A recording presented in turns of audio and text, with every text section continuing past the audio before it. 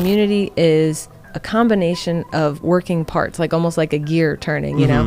So everything works synergistically, and I feel like each component is so vital to the other part working. It's the first year. It's like I just was dying for people to really like take on to it. But then after we hosted the first event and then events thereafter, I noticed an uptick. And I think part of that goes back to psychological safety.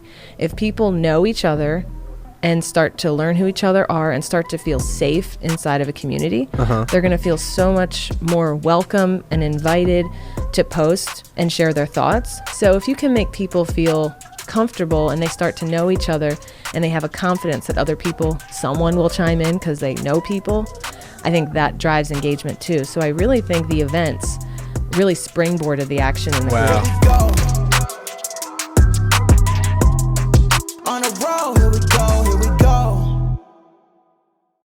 Welcome to another episode of the Think Pod. My name is Jared Dykes. I just wanted to let you guys know about an event that we are doing May 17th and May 18th here in Millersville, Maryland. If you cannot make it to Millersville, Maryland, we are doing this event virtually, and this virtual event and in person is called Quantum Leap, which is basically Gary Keller's autobiography of how he built a billion-dollar empire.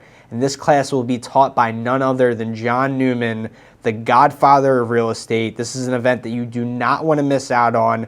Forget about listings for a second. Forget about buyers for a second or inbound leads. This is going to allow you to look within yourself, your business, and how you can get to the next level using the systems, tools, and models that Gary Keller has already laid out for the real estate industry. I can't wait to see you there. Welcome to the Think Pod, where thoughts have no limits. My name is Jared Dykes. I'm the host here today with a very, very special guest, an OG inside of our community, Colleen Rippey. Thank you so much for joining us today. Thank you guys for having me and inviting me. I'm excited. I'm very excited myself. So I know we haven't spoken, like in depth in pretty much a couple of years. And I would love to kind of start this off by getting a little bit caught up on what your day-to-day looks like right now. I'm obviously aware of Real Producers and everything that you're doing inside of that community. I'm really excited to dive into like the community building aspect that you've obviously have brought to the real estate industry and everything that you are skilled with inside of that. But I kind of wanted to take a step back before that and just point blank ask, what has the past 72 hours looked like for you in terms of maybe a work, schedule, or, what is it that has been keeping you up late at night or making you wake up early in the morning? Like what have you been really working on? Great question. And my executive assistant is here behind me right now, and she probably will smile thinking, oh, what's keeping you up late? Because funny enough, within the last 72 hours, we had one of our monthly magazine deadlines. So even after doing Real Producers for now 5 years, sometimes I still find myself up till midnight, which is the actual like cutoff deadline to submit like all the content and all the photos, everything for the next upcoming issue. We work like 2 months in advance. So it was for the June issue. So there are some months we're like way ahead of the game, but because like to your question, like what's going on now, it's a unique time in a good way. It's a time of like, I think I texted you earlier, short-term pain, long-term gain, because when you have to take a step back to grow your team, and that means you have to pour into them and spend significant time training them. It's kind of like taking a step back to take 2 steps forward, just because it takes a disproportionate amount of your time and energy to teach somebody. I'm certainly not complaining because it's going really well so far. Deja, for example, our new executive assistant, just started last week. That's awesome. So she's hot off the press and she's starting to pick up things. But just a day in the life right now, it really kind of ramped up because truthfully, I didn't realize how much dead time I had until now that I have somebody that is in a sense holding me accountable. To your calendar or objectives or? Basically to my calendar, to staying in my lane, because I'm used to doing everything and a million things that I'm not, quote unquote, not supposed to do, but things that you wear many hats, right? Yeah, and I have been doing that for a really long time. too long. So hence bringing on somebody who can start to take some things off of my plate has been huge, but I'm also finding a struggle with letting go. I think a lot of entrepreneurs go through that growth phase of like, not that I've never had anyone on my team, but I have played it safe in a sense that I've always had independent contractors, kind of not completely full time. Yeah. So this is the first full-time employee I've ever brought on. So it was kind of like, it was a big step. Definitely. It was a big step. I was like, oh, I feel like a big girl now.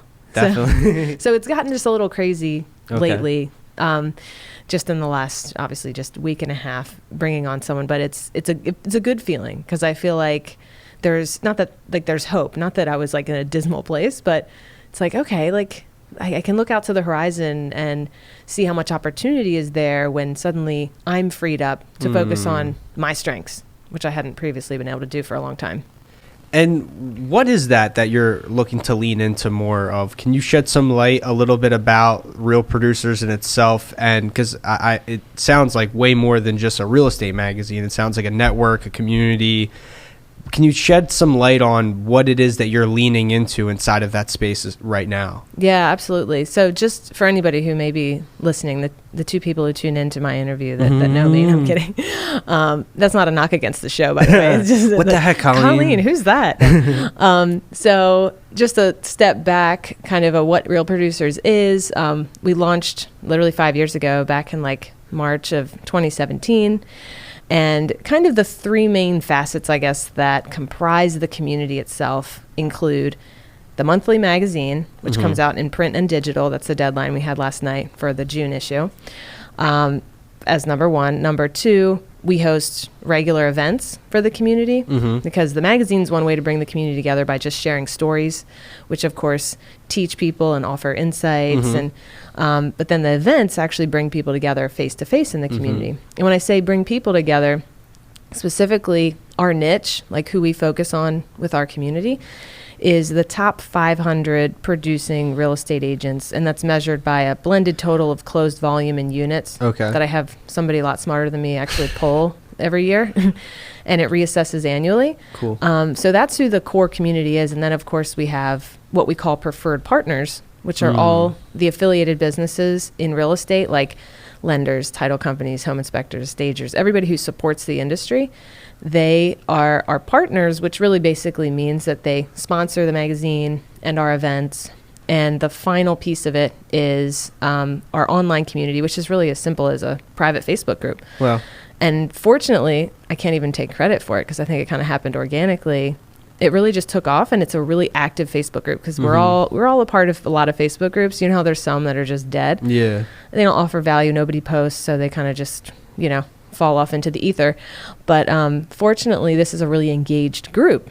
So it's kind of come full circle. So that it started as just a magazine. We started incorporating events because we wanted people to get together face to face and build relationships with each other, because that's like at the foundation, I think, of the whole community is the value of the relationships, not just between our partners and the realtors, who of course want to meet realtors to earn their referrals and their business, but also between the realtors and the other realtors. And you guys see that all the time because I know you're interviewing other agents, and there's so much that you can learn from each other. So simply by creating space for these agents to come together, and it's a high caliber group at that, just so much value is created. And I'm just kind of choreographing it. And I don't have to be the purveyor of wisdom. I'm just creating space for the crowdsourced wisdom to emerge.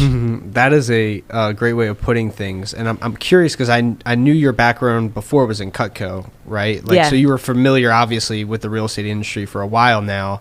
What inspired you to really embrace this industry to this level that you're at this point, would you say? Like, what excites you about the real estate industry? Yeah, great question. It's kind of cool. Like, I just really fell into it, and I'm glad I did. And I think some of the most serendipitous things that are meant to happen feel like you fell into it, even though it was probably, there was more intention behind it that was unconscious. But with Cutco, it kind of like parlayed right into it. But because with Cutco, I started... Cutco, for anyone listening, it's really high caliber knives. They're really good knives. And of course you'd imagine, okay, kitchen knives, you're selling Mr. and Mrs. Jones in their kitchen, like you're going to people's homes. That is exactly how I started. But then I noticed after selling to a lot of different people of a lot of different backgrounds and different professions, every time I would encounter a realtor, I'd start to notice a trend, or they'd be like, hey, can I get like 10 of these? And can I like engrave it with my logo? And we got enough of those questions that it was like, hey, there's something to this. So, and I can't take full credit. There were other people who kind of were looking into it as like a whole program of focusing just on realtors and business gifts. So that's when I shifted my whole business. It took a year. It was 2012 to shift. And then starting in 2013, my entire energy every day was not going to Mr. and Mrs. Jones's house and getting referrals and going to see consumers. It changed more to like a B2B, where I was marketing to real estate offices like the one we're sitting in right now, and presenting at one of their meetings and selling them gifts for their clients. And then that led to real producers. Honestly, one of the major things that kind of a light bulb went off for me was like, okay, so I'm a vendor and I'm trying to get the attention of my target market, which is realtors, and constantly was trying to figure out the most efficient and effective way to reach them, of course, right? And you learn and you grow. And an office like this was honestly some of the best business that I ever did. But still, generally speaking, Keller Williams aside, and I'm not saying that because I'm biased, they just have a really good training and culture, so good people show up to the meetings. But a lot of brokerages, I'd show up to their sales meetings and it would be like, you know, I don't want to like put anybody under the bus, like, or be ageist or something, but it'd be like, you know, like 10 people 100 years old who maybe sold 2 deals that year, you know? And it's like, not that that's bad, but from my perspective, it's like, okay, how do I get in front of the real rainmakers who are like making it happen, the movers and shakers in the industry? Like, where are they? Yeah. And they were virtually inaccessible unless, you know, you happen to bump into somebody at an event. I still did sporadically, but not at scale. So the concept of creating a community to give me a direct line to reach the people I really wanted to reach, which would be defined as the top producers in the industry. That's where I got excited about the concept, because of course it has to be monetized somehow. Yeah. So it's like, if I would be willing to pay for that and I just sell knives, I can't imagine all the lenders and title companies and movers and staters and insurance companies that would want the same access. So wow, like that just shows such a holistic view of real producers and your mindset going into it, and it's very entrepreneurial. Like, so much props and credit to everything that you've built. I'm curious though, because the distribution network of realtors, because of all the ancillary businesses that are on the side, like you mentioned, title companies, home improvement companies, that definitely makes it an interesting space for sure. But I'm curious, bringing it back to that Facebook group that has all this engagement, do you think that if it wasn't for those in-person events that it would have the same amount of engagement? Or do you feel like that engagement is just happening just naturally because of how amazing the community is? If it's the second one, then how did you get the community that amazing is my next question. Great question.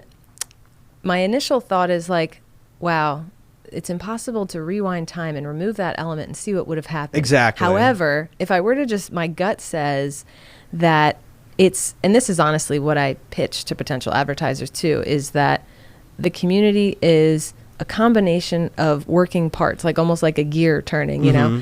So everything works synergistically, and I feel like each component is so vital to the other part working. So for example, like if I were to look back in time and look at the trends in terms of like the Facebook group engagement, I remember like every time someone posted, I'd be like, oh my God, yay. Because it was like, you know, this is very in the beginning, the first year. Yeah. It was like, I just was dying for people to really like take on to it. But then after we hosted the first event and then events thereafter, I noticed an uptick. And I think part of that goes back to psychological safety. If people know each other and start to learn who each other are and start to feel safe inside of a community, they're going to feel so much more welcome and invited to post and share their thoughts. Because I think a lot of the reason that some groups don't do well, not that some groups don't do well, I should bring it back to the, like, bring it small. The reason that an individual person may not want to post It comes down to being self-conscious that they're going to look stupid, that their question's going to be dumb, that nobody's going to comment, right? It's all fear. Yeah. So if you can make people feel comfortable and they start to know each other and they have a confidence that other people, someone will chime in because they know people, I think that drives engagement too. So I really think the events really springboarded the action in the group. So, and the events allowed people to connect on a higher level, obviously, which is what made them comfortable to post there in the first place. Yeah, like who wants to post in a group of all strangers? Some people do, but it's a smaller percentage. It's almost like being in a room with people and, you know, they ask you a question from the stage. Like the number of people that are going to raise their hand and volunteer information, whatever that is small unless it's a community that's gotten together multiple times. And then all of a sudden they're all friends. They all have relationships. So then the engagement just blossoms. Well, how was that first networking event? You know, you obviously had to start somewhere. Yeah. Was that just a major success? And be honest, like if it was, then, you know, talk about it. But like, was that literally just the rocket ship that took everything to another level? So I'm very self-critical. I poke everything apart, especially when it comes to events. And it's still today something that gives me a lot of anxiety because I'm so anal about all the details. So if I were to look back at the first event, part of me would say, of course, it's a success because it was the first event and it did what it intended to do. It brought people together. But if I were to use the lens that I use today and I look back and do even a side-by-side, and one of the agents actually commented this and reinforced what I already kind of knew. I think it was Jeanette Westcott, who's another KW agent. Yeah. She was like, it's amazing to see. She said this at the event, the same event the next year. It was at the same venue around the same time of year. It was at the Baltimore Museum of Industry. We've done events there every year. Jeff, you'd been there. And we've done events there for a really long time. And so she had an exact side-by-side of here's the launch party, which she came to, and then she came a year later.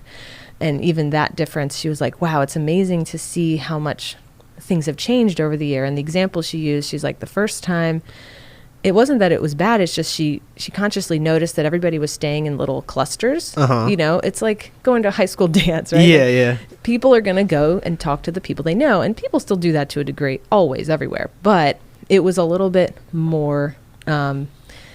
it stood out a little bit more. Like people were standing in small groups just with the people they knew and not like necessarily mingling interchangeably with each other or feeling comfortable enough to approach someone they didn't know. So I think the biggest difference was to the next event, and then you can imagine it's just kind of multiplied exponentially from there. Each event, it starts to kind of blend a little bit more because people start to see familiar faces.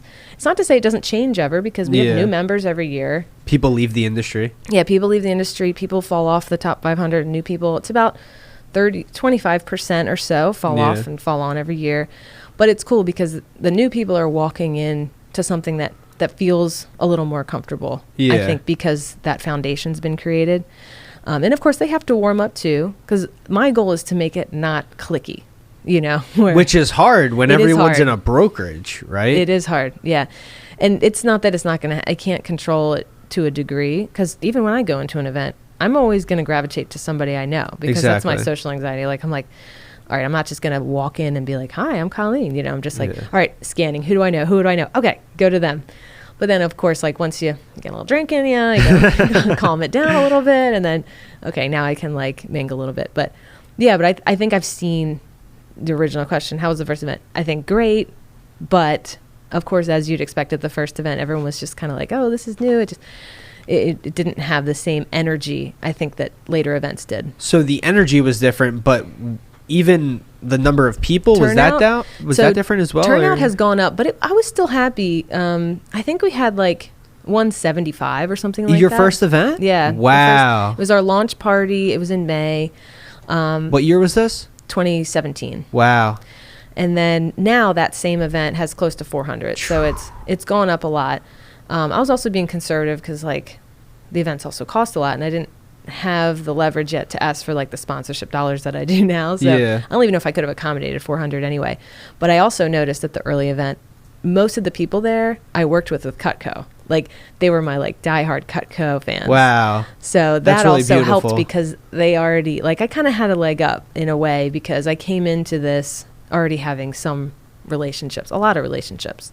And then it just kind of grew from there. And a lot of the agents I knew were great agents who were in the group.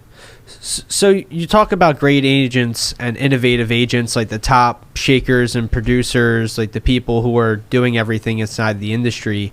How were you able to connect with those people? Like, was it Cutco, or like how were you connecting with the top realtors and not just the average Betty Lunch buckets? I like that term.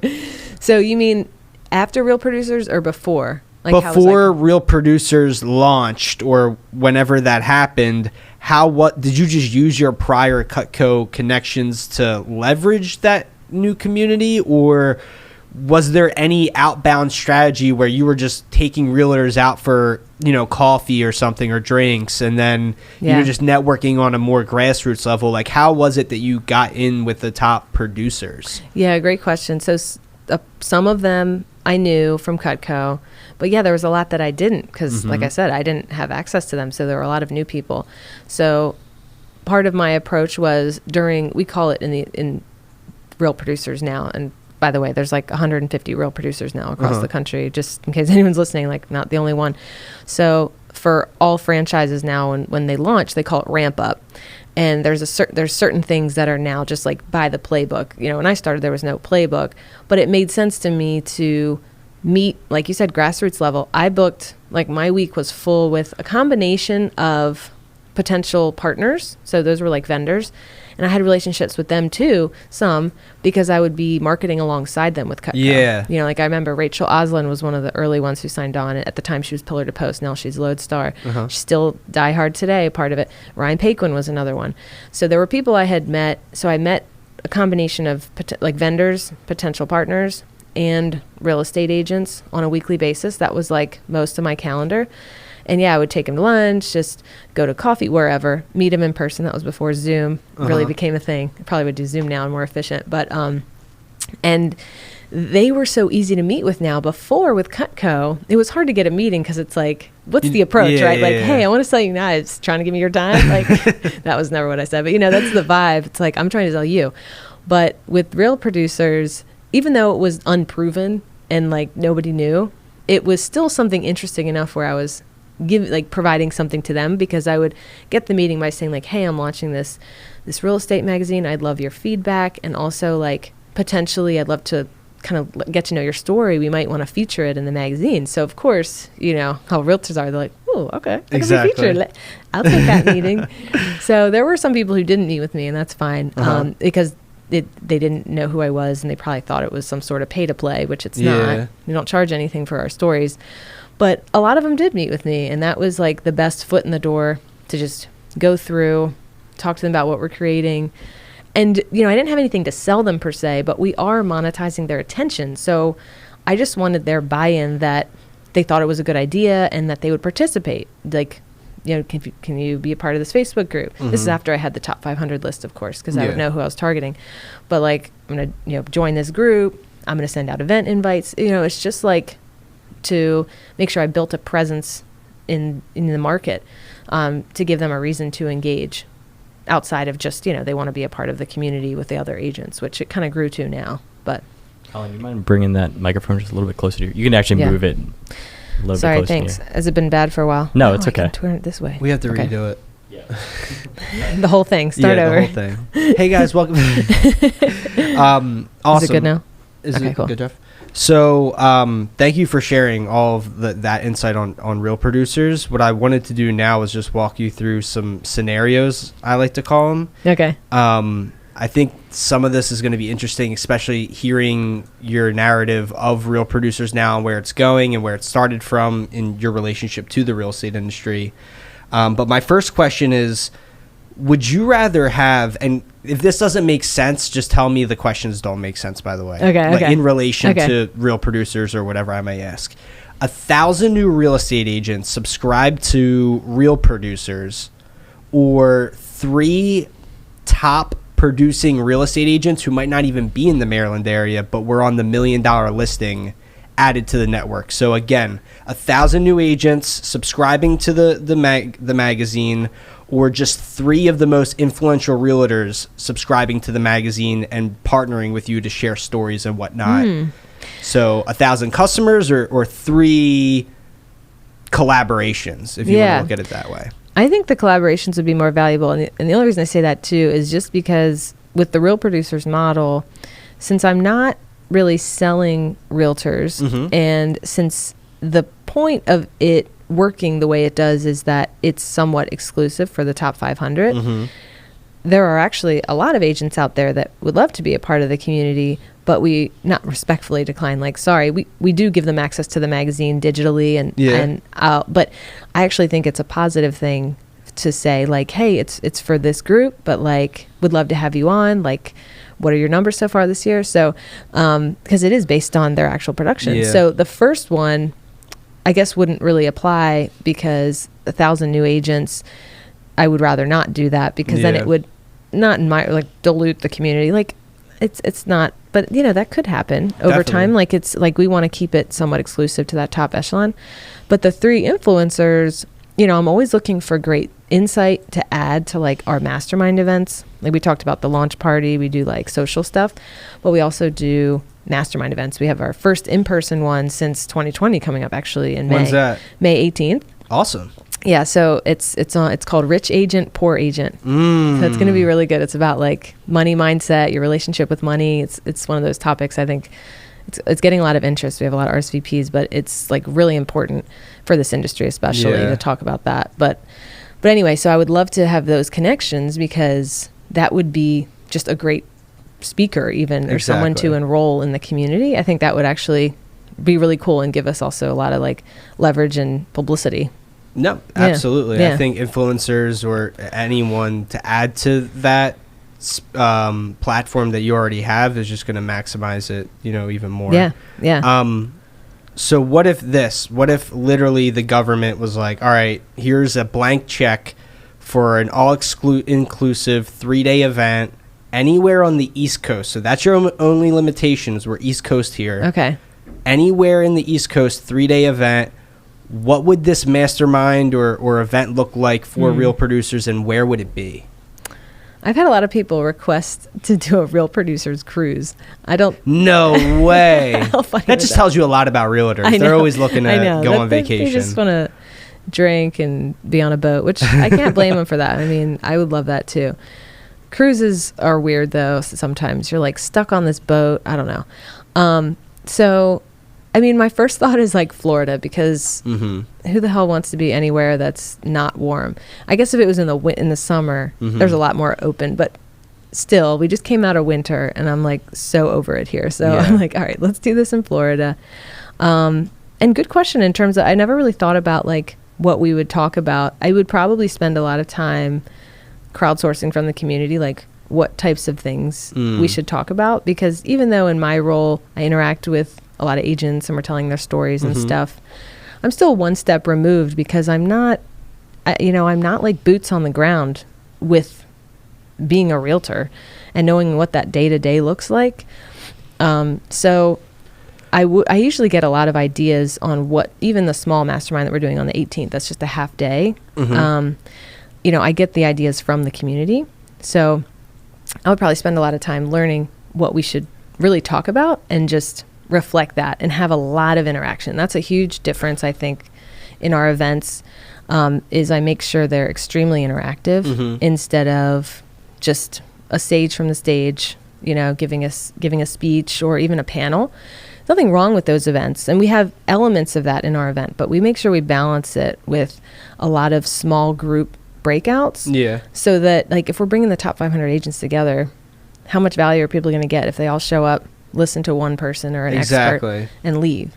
So we would make sure that 3-day event, just like all of our events, is well balanced with a lot of like proactive connection through the activities that we do, not just hoping that it happens on a break or in networking time. I see you really as an orchestrator. Like as you continue to like, talk about this, like I can tell that you're curating a lot, from the community. And I mean that in a positive way, because you're just giving, the community what they want, and you're orchestrating it all. I'm curious, if you had to start all over, like for some reason, everything, like you woke up one day and it was 5 years before, with everything that you know about this industry, with none of the connections, would you become a real estate agent, or would you do something differently? I don't if think, you had to.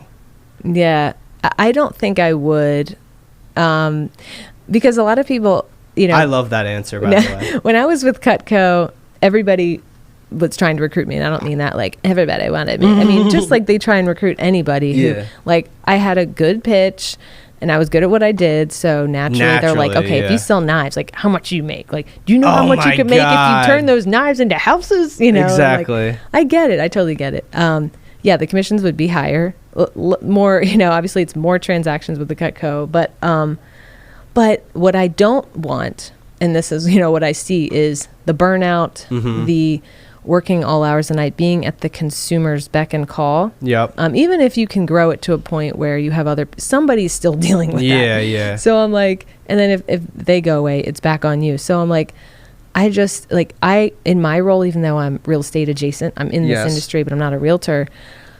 My day pretty much ends at 5. Nobody's bothering me. Like, what emergencies are happening? Yeah. Nothing. Weekends, nothing. Like, there is nothing that anyone is urgently in need of me for, which I think is kind of a blessing. And I'm like, definitely, I wouldn't want to change that. Even if the opportunities, there's so many things we can do to make a lot of money. You know, as I get older, I'm like, that's just not the priority anymore, is how much money can I make? Exactly. Because I'll be miserable. Like, I know that I wouldn't like it. And that's not a knock against realtors, because, you know, honestly, God bless them. Like, I'm impressed. And obviously I love them because they make my business go. And somebody's got to do it. It's just not going to be me. No, I love that response. I think that's super authentic and true. Like, it is like a hustle and bustle sales grind that honestly is 24/7. Like, I just see it from even looking at Shaq and how much his phone rings, or even when we interviewed Montez McRae, like the other week, I was sitting here and he was getting like 19,000 phone calls like throughout the interview. I'm like, wow, like, for all those inbound leads, that's amazing. You know, that's great money, this, that, the other thing, but it does come with a cost, like you pointed out. Yeah. If it was up to you, what is one thing that you would change about the real estate industry, if anything? From your not outside perspective, but your holistic view on the industry, if you could change one thing about the industry, what would it be? I think, well, the first thing that comes to mind ties into kind of what I'm trying to bring to the industry. And it goes beyond just creating community. There's a lot of that happening, and I think the more the merrier. There's certain events, like one of my favorite events that we hosted, which was the last one we did before COVID. It was February 2020, so it was literally a month before everything friggin' crashed. Yeah. But we called it 2020 Vision.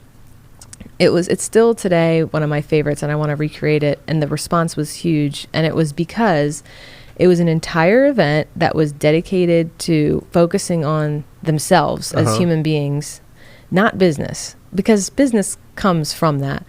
But I think like almost like a spiritual element, not spiritual in terms of like religious or God or whatever. It's like more heart-centeredness, which is honestly a journey I'm on with them. It's not like I'm like this, you know, like Zen person who's like got it figured out. By no means, but that's kind of who I'm following now, the types of like thought leaders and the types of people who kind of operate from more of a, I guess we'd call it like feminine energy. Yeah. And just bringing that feminine energy to real estate, because it's a heavy, and when I say masculine energy, I don't mean like male, female, because we all have both, right? It's like sales, go, ego, rah, you know, and it's like production. Yeah. And even in some ways, we unfortunately reinforce that because the whole community is based on numbers, right? But it's like, if I can also balance it out with hosting events where, one time we even started an event with like a quick meditation. I'm like, that's awesome. Just infusing those types of elements. That's the journey I'm on, and I love to bring other people with me, because I think that's how we get to inner peace, and the agents need it more than anyone because of what we just said. They're running around with like chicken with their head cut off. Like, trying to answer to everything. They're stressed out of their minds, and they're trying to find that balance. So if they can come to our events and not be infused with more like rah rah, like Exactly. chest pumping crap, it's like that's kind of what I think the industry needs more of. That's a great response. Like I can't tell you how much I believe that. It's part of the reason why we do Quantum Leap, where John teaches Quantum Leap, and that has nothing to do really with business or getting listings, you know, in a seller's market. It's all about the internal, and just a lot of things, serendipitous things went in my brain while you were talking about that. But I am curious, before we get into the next segment, just one last scenario or question for you. If you could add any person to your org right now, like your team, I know that you just got your new assistant. However, what would be the next player to this team, if anyone? Great question. So kind of what's next on the horizon is we're looking to open up a second market. And the market that I'm interested in, because it also is like a personal thing for me emotionally, is like the beaches. So like down the ocean. So figuring out what that looks like, what even we're going to call it, I don't know, something on the coast or whatever. But there's no current real producers presence there. It would definitely be a smaller market instead of top 500. The other option is we can do top 300. So with that in mind, like since I'm moving in the direction of launching that one, kind of my more urgent hire is so that, again, I'm not wearing too many hats right out the gate. I want to make sure I keep this house stable before I like launch a whole second one somewhere else and start from scratch. But is kind of someone who can be the face of that one, because honestly, I don't really want it to be like the one here where I'm at the center of everything. I kind of want to just slowly back into the bush like Homer, you know, like just, and be kind of behind the scenes. But still, I would like go to events and do things, but I'd want someone who's local there so that I don't have to, like, I like being there, but I also want someone who lives there, who's in touch with the people there. Ideally, someone who's even already in the industry. Exactly. So that's kind of my next thing, is looking for who that person might be. It may not happen right away because I can get it ramped up a little on my own, but I want to get that person in as soon as possible, because that way, if it starts with me in that role, it's going to be hard to pull it back. Exactly. If they start in that role, I think it would be easier to sustain.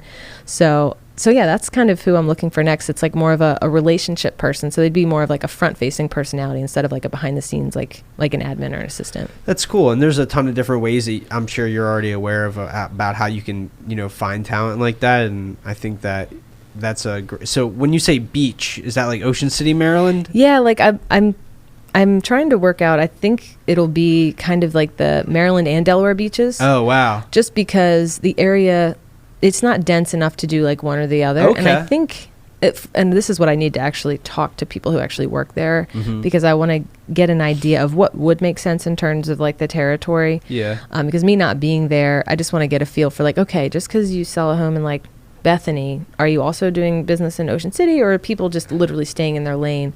Because it's That's kind of the interesting. same. I never thought about that. Yeah. Because I want there to be some crossover, but at the same time, someone could argue in real producers, like, okay, we have people in Annapolis.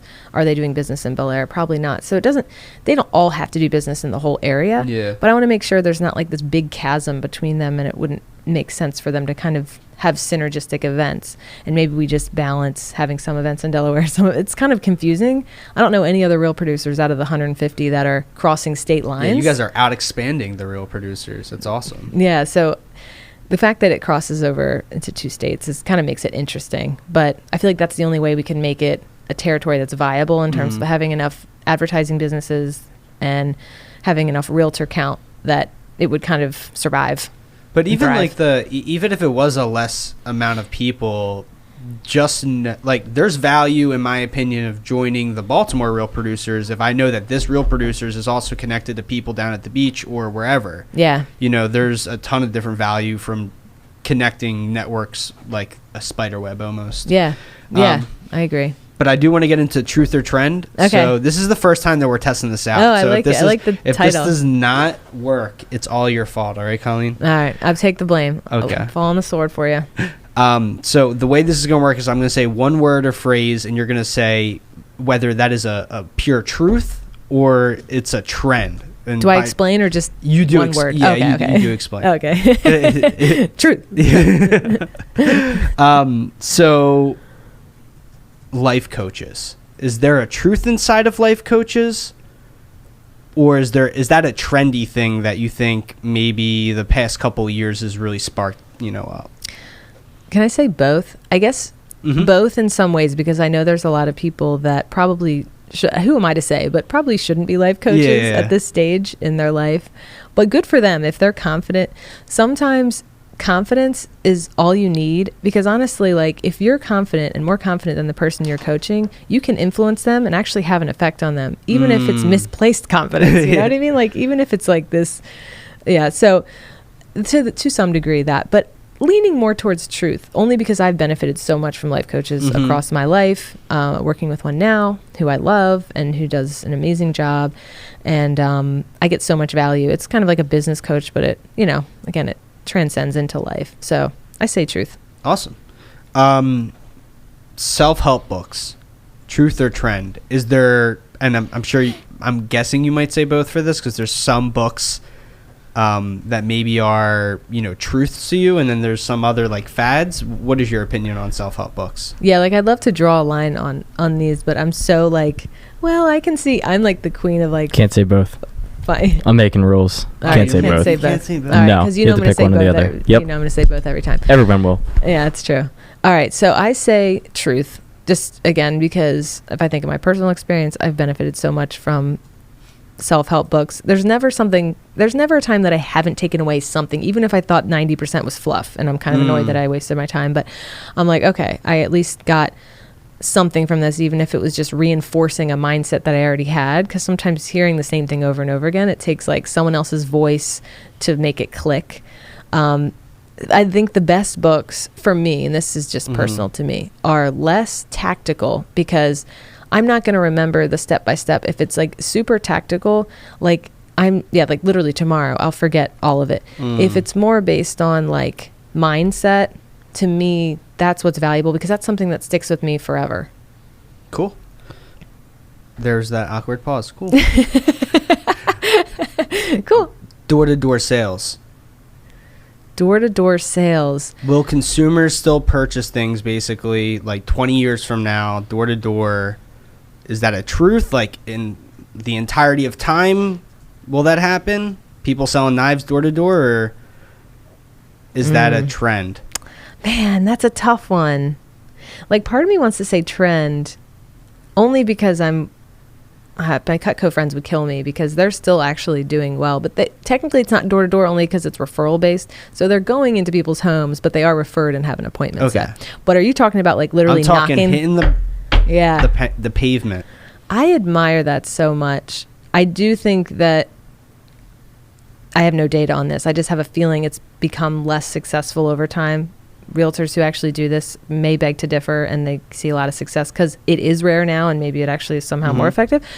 But to me, it feels like it's become less effective because I think of that one comedian's bit about when somebody rings the doorbell back Sebastian in the, yes, yeah. When someone rings the doorbell back in the day, it was like, come on in, like, here's some cake.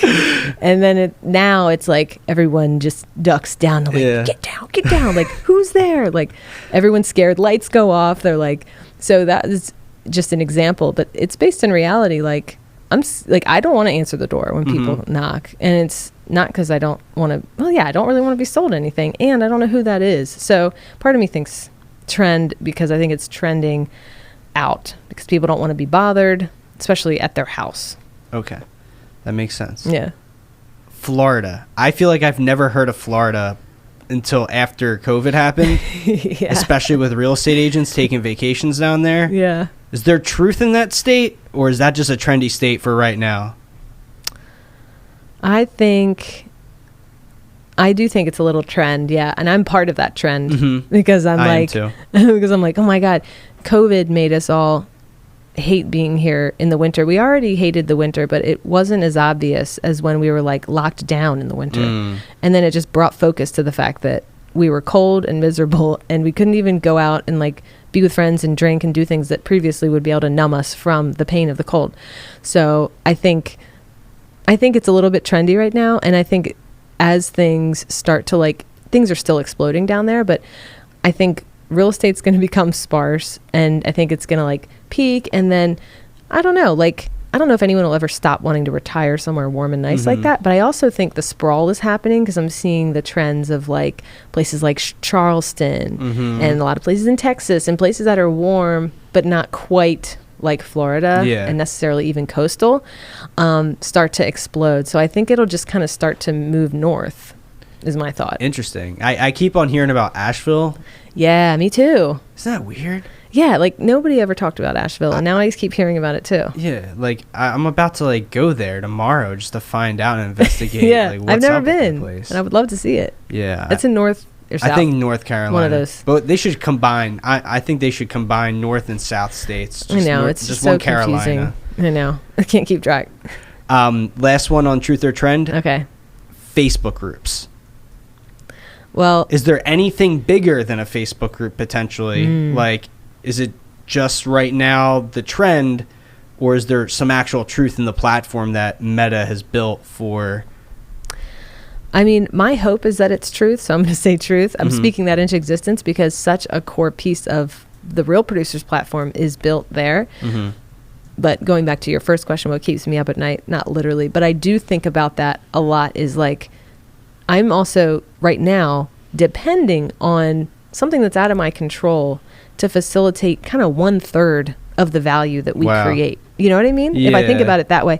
And it doesn't mean that it couldn't migrate. So that's what I have to have trust and give myself confidence when I'm feeling like scared about change, right? It's like, okay, just trust that you will adapt and figure something else out, because the community will move. They won't all move at once, and not everyone will, but the people who are most engaged, who see the value in the community, of course, they're going to move wherever we go. It'll just take time to educate and get everybody switched. So I don't actually know of one that's better, but I also haven't really been researching because to me, it's like not a problem needing to be solved. Not that I want to wait till it's like gone to do something, but kind of, because right now it's thriving and there's nothing broken to be fixed. But I do think about what's the next space where people can come together as a community outside of Facebook, because besides groups, I can see the trends of Facebook usage seems to be kind of going down. I mean, TikTok is exploding, and I mean, Reels are doing good. And I think more so maybe on Instagram, but they're also on Facebook. But my thinking is that like Facebook usage is going down, but fortunately our market with an average age of whatever, like 55, you know, Facebook is still going strong. I think it's just taking longer for them to age out of it. And that's like a demographic that's more like a slow to move. So you'll see it coming, you know, if people start saying things within your Facebook group, like, hey, have you heard about Schneebel.com? Oh yeah, I'm on Schneebel too, or whatever the case may be. Everyone will go on to Schneebel. Schneebel trademarked by Think, okay? Schneebel.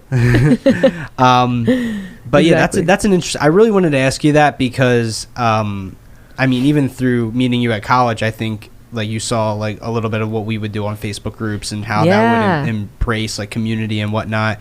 You obviously mastered it at the level that you're at now, and I think that it's brave for you to say that 1/3 of the value comes from there. I don't look at that as a negative. I think that that's a positive thing, because Facebook, you know, aside, what is that? It's a message board of people connecting with each other, and they can click on and see more about someone's profile, and that, in my opinion, brings some truth of how humans kind of work. Yeah, I agree. But besides that's all I had to do for truth or trend. I like it. There were some questions that I do have before we end this interview that I'm kind of wanting to dive a little bit more into. So if you had to pick real producers for another industry besides real estate, is there another industry that comes to mind when I say that? I've thought about nothing. It's funny. If there was a really good one, I probably would be doing it already, or at least exploring it. But I've kind of hit roadblocks along the way. So then I was like, ultimately was like, that's why I'm thinking of launching a second, because once you have it streamlined, it's like, why wouldn't I just rinse and repeat versus trying to reinvent the wheel with the whole thing? But I have thought about, you know, for a second I was looking into doing a mortgage version, which is really just slightly adjacent to what I'm already doing.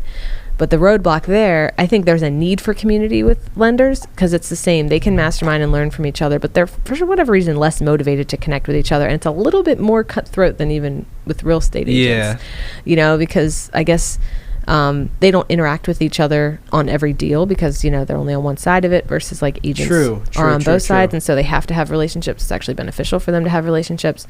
They're just a little bit more kind of like competitive, in a slightly negative sense sometimes with each other. Yeah. But I think we could change that. It's more so with lenders, the lack of potential advertising partners. Do you think about like, what are all the businesses that would want to market to them? We got like insurance, maybe title, and then other lenders. Like it would just become, so that, and then Jill used to be in property management. So that's an interesting one. I think that one would actually one could work. They have a whole association, kind of like how we have real estate associations. And so there's a lot of industries that market to property management companies. So I think that could work.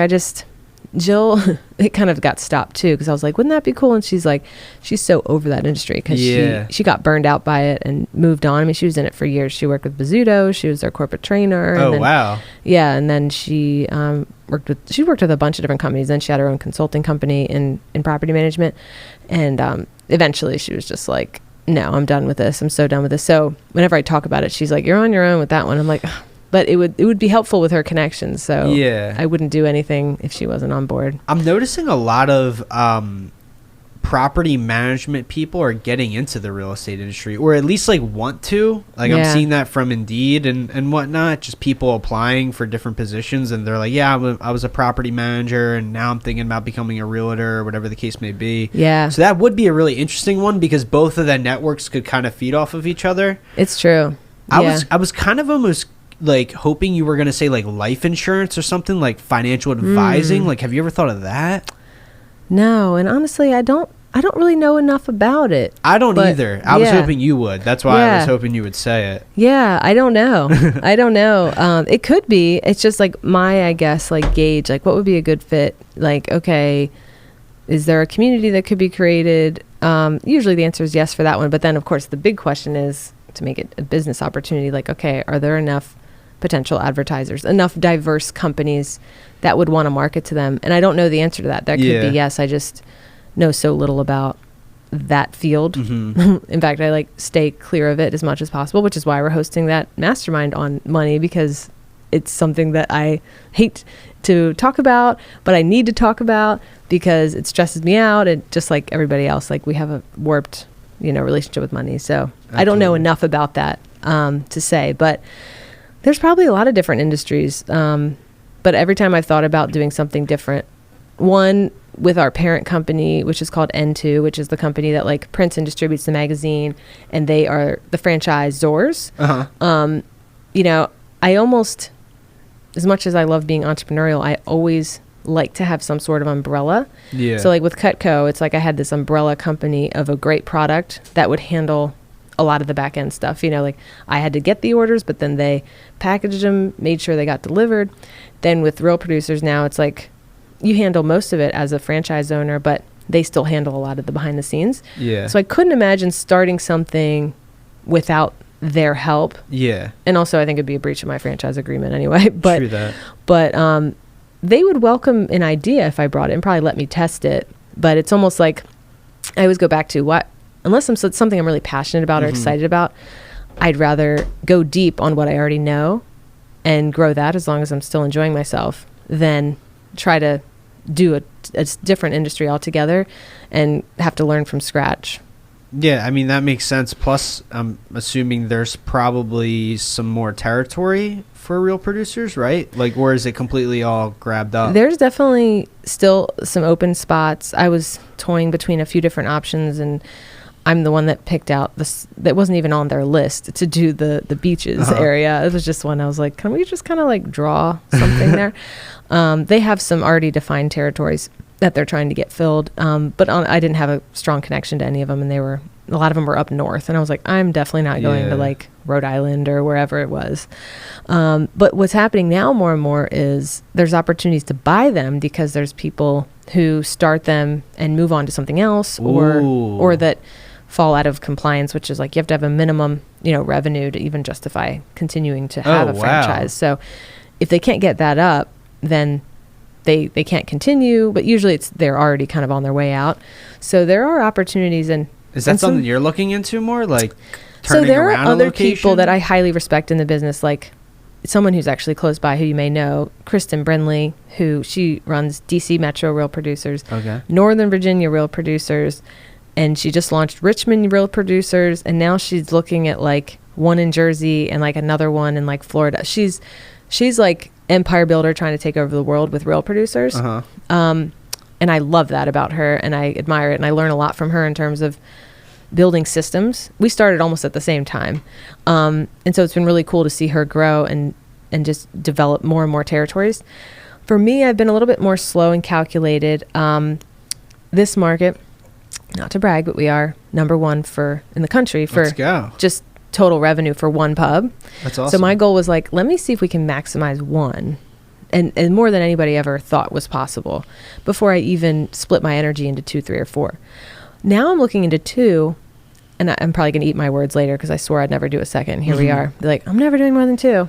But my thought is, before I would want to take over the world, because part of me thinks Real Producers does have some sort of timeline. Like the way the real estate industry is as we know it, I feel like is going to shift. We may have 10 years before things have shifted so much that, the realtor is no longer kind of the center of the transaction, which then means the advertisers are less motivated to pay to network with them. The whole model could kind of crumble, but it would be a slow burn. So it's not happening overnight, but just as we all see the shifts happening in the industry and big tech data, all that, like, I don't know what's going to happen, but I think there's a little bit of a shelf life. So I'm more motivated to like, capitalize on what I can now, but not go too deep that I'm like 100% dependent on just real producers, like all my eggs in one basket. I'd rather have this second, because it's almost dumb not to, because it's like right there and there's a lot of crossover, than do something different. I'm interested in real estate investing. It's something I know a lot of people who's involved, a lot of people really well too, and you may even be involved in it. But it's something I talk a lot about, but I've never actually done anything about. So that's kind of my next thing, because I'd rather diversify just so that, I'm never at the whim of a big change affecting like my entire income. Yeah. What are some of those things that you're excited to hop into over the next, couple years besides real estate, would you say?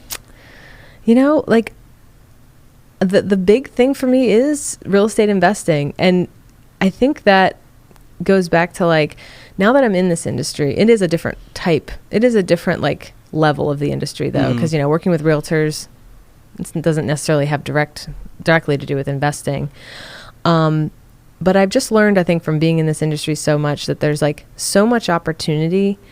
And I mean, it's like, I don't know, is it like one of the biggest sectors of the whole like U.S. economy? That's like, what they say. Yeah. Like, I don't know the actual data, but there's so much opportunity here. And to me, it's not all eggs in one basket to do real estate investing, because I think arguably you can do really well as an investor even when, the market tanks. And so it kind of like evens itself out. Like when and if the market shifts, it will, right? I think real producers, it won't take a huge hit, but there's going to be people who get scared, who are looking, cutting costs is a big thing, right? So advertising is typically one of the first things to go. Now, I like to think we built a robust enough community that it's not considered just advertising. Exactly. But there are still some people who are going to see it as black and white, so they may like pull back a little bit.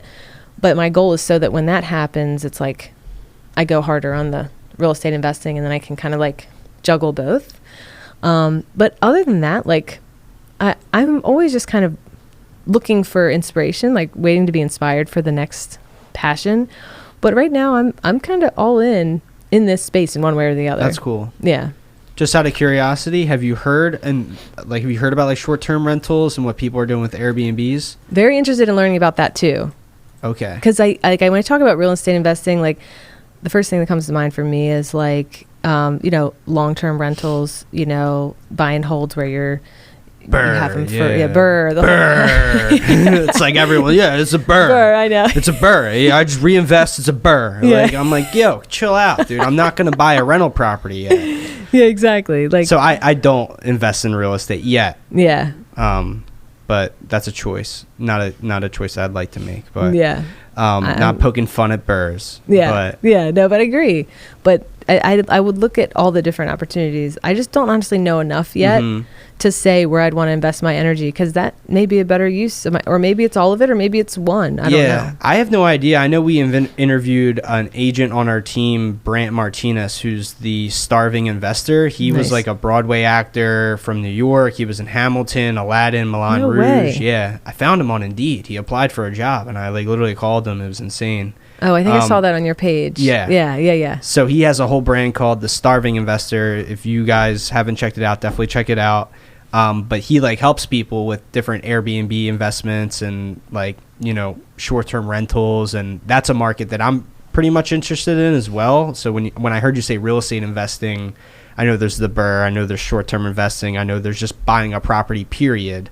I was curious what angle you were looking into. I've been asking a lot of people this. As a next step, I do want to start attending things where people are that are doing it, because like you have probably had like kind of side conversations, but I've never really plugged into it or decided to like, well, I did read Millionaire Real Estate Investor, but I already feel like I forgot everything in the book. So just kind of getting back in that space, which in and of itself isn't going to create action, but I do believe like by meeting those relationships, that can motivate me to actually like take the first steps, because I'll have either a mentor or someone I can work alongside and meet and have relationships. Because right now I know some people, but not really, that are really just focused on real estate investing, not just kind of do it on the side like a lot of the realtors we know. Exactly. That's really interesting, you know, that you have that perspective on real estate investing, and almost like how that's something different than the community that you're building, but also something that you can pull on, like you said. Thank you so much for hopping on, Colleen. This was fun. This was really fun. I don't think it'll be the last interview. I want to stay up to date with everything that the Real Producers community is doing. And sweet. I know I'm not a realtor yet, but hopefully I'm on that top 500 list at some point. Yeah? Uh-huh.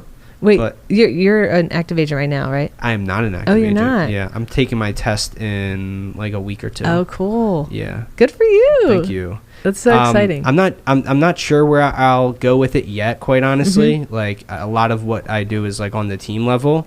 But it would be cool to get entered into those type of networks like the Baltimore Real Producers and whatnot. And I know Shaq won the award that one year, right? Yeah. Or a couple months ago. Yeah. So it looks like a really awesome community. I loved hearing about what you had to say. Is there any final thoughts of anything you wanted to say? Or anything you want to plug? Plug. The event, May 18th. Oh, yeah. Our next event is May 18th. It's a mastermind, rich agent, poor agent. It's going to be fire. I'm really excited. I'm interviewing my accountant, who's phenomenal. And that's the passive learning, but we're also going to have a lot of active learning there, like I mentioned. So anybody listening who is a part of the community, you're welcome. But if you want, reach out, and if we have extra space, I'll accommodate people outside the community too. I'm not opposed. I make exceptions sometimes. And then our big event is coming up June 23rd, our big summer soiree. That event that I mentioned where we had a summer soiree. Yeah. Is that what it's called? Yeah. That's awesome. It's actually the one Shaq won the award last year. He won Rising Star. So we do awards there. We have like 10 awards. We're actually doing the nominations right now. They end Thursday. The initial nominations where people just write in who they think should win each of the 10 categories. Then we're going to do a final with all the nominees, a final vote. But yeah, so we do like 10 awards. That's the one that my launch party is at the Baltimore Museum of Industry. It's there again. So it's a 5th anniversary soiree, and it's at the Baltimore Museum of Industry. And it'll probably be around 400 people or so. So that's our big one, kind of fancy and get all dolled up and dance and eat and just have a ball. That's awesome. So I'm excited. Where can people find this information as well? The Facebook group, or is there Instagram pages, anything like that that you'd like people to follow? The easiest way to keep up to date on everything is both Instagram and Facebook at Baltimore Real Producers, just exactly the way it sounds. And we post everything we got going on. We've gotten a lot better too at kind of posting like content and event recaps and all the stuff. So yeah, check us out there. DM us, hit me up. I'm here. Awesome. Well, thank you so much, Colleen. It was a pleasure. Thank you, Jared. Thank you, Jeff. Thanks, Jeff. Here we go.